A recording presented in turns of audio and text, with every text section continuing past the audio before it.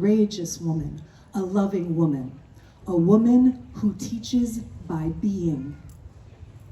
What does that invoke in you? How do you know how to teach by your being? It means you are so imbued with your own authenticity that you radiate out, and you don't even have to speak or share anything. Just by people seeing you, they see the work that you've done on yourself, and it radiates out. Authentic power is the power that is found when the personality is in service to the soul. So what does that mean to all of us? It means that the individual is less important than the collective. How important is that for us all to survive? That is cohesion. Punch. Stirring the pot is not healing the wound. This is what I see that drives me insane on social media, but I'm going to try to not go to the negative, and I'm going to try to keep it aligned in spirit. But this is my mission, to heal, because this is what irritates me. When we are taught everybody needs to be an expert in your field, do you want to be a coach or a healer or a thought leader? The first thing that they teach you to do is to post divisive content, because content that polarizes and divides is what gets attention. Drama sells, but it does not help. It does not help. You are not helping if you are stirring the pot and the collective, especially if you have a very large platform. I invite you to think about the people that you follow online with these giant influences and hundreds of thousands of people arguing in the comments section with each other about the right way and the right words to use in order to make the world the more beautiful world we know is possible. To me, that's insane. I want to lead with compassion, but what's happening right now is we're living in a culture where social media is literally programmed to keep us divided and to trigger us. It's just an extension of actual media.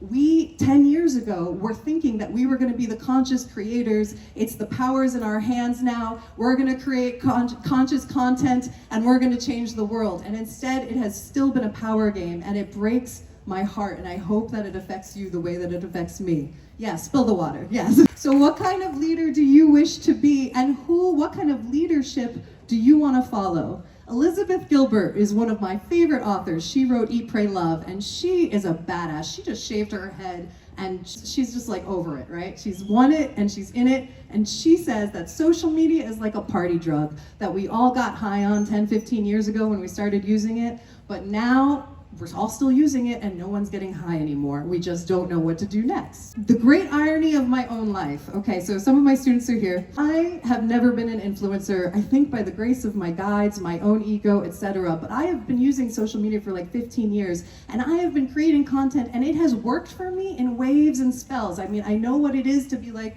everybody loves my stuff and then nobody's hearing me. But here's the thing that's been interesting about it. I've been an outsider in this space. I've been a healer and a teacher and a thought leader, but just removed enough that I can also bear witness to the game that's being played. And I think that's a really beautiful, the wound becoming the medicine. This is transmutation. And the people that are reflections of me, who come to me for leadership, they are no BS people. They are people who are looking for actual depth and authentic wisdom, and also feel alienated by our culture and don't quite have a place to fit in, but know that they have a need to create a world that's cohesive and healing and healthy and whole, and to teach through love instead of teaching in hierarchy, because that's the old way. That's not what we're birthing together. So where do you feel more powerful in your life? Is it places that you are seen or places that are invisible? Because I dare you to really think about that, and I bet the most powerful things that have ever happened to you are not caught on film and happen just between you and life itself, and they're quiet. And that's what true grace is, and that's how spirit actually works.